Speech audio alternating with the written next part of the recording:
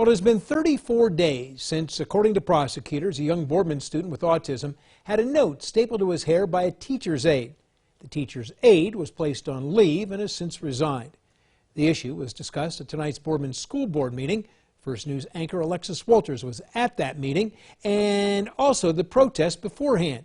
She joins us live in the newsroom with what happened. Yes, Dan, the teacher's aide, who police say stapled that note to the child's hair, put her resignation in on Friday. Tonight, the board had to vote whether to accept that resignation. But a resignation letter is not what some community members want. It's not what some parents want. They want charges to be filed against that teacher's aide, and they also want other employees at Boardman schools to be held responsible for what happened as well. Within an hour before the Boardman School Board meeting, about 40 people from different Valley communities rallied in the high school parking lot. It was to raise awareness about the stapling incident and call for more action to be taken. We want Tim Saxton to explain why this was just a reprimand, why they chose not to fire her. I think that the best thing about this rally and about this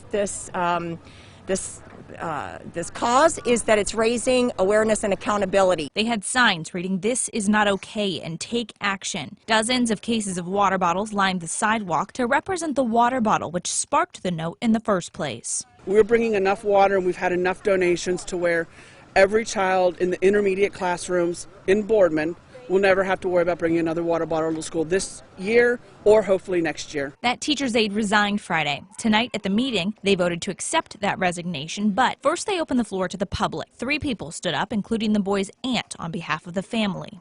It's obvious from recent events that more oversight is necessary. Everyone involved with my nephew's situation failed him. My sister complained multiple times about this teacher's aide. The school board listened and gave their own statement about their choice of action and reason for not firing the aide immediately. The discipline which was issued was based on the circumstances and facts as we understood them at that time. While this is in no way meant in her defense, understand this was an employee who had been here without a report of an incident for more than 20 years.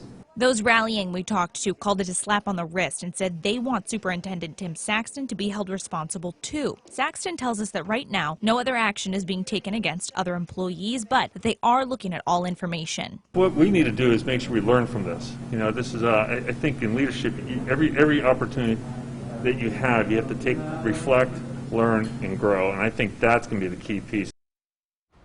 The result of tonight's school board meeting was that the resignation was accepted by the board. Now, Superintendent Tim Saxton tells us that no further action from the school can be taken towards that teacher's aide because she is no longer an employee there.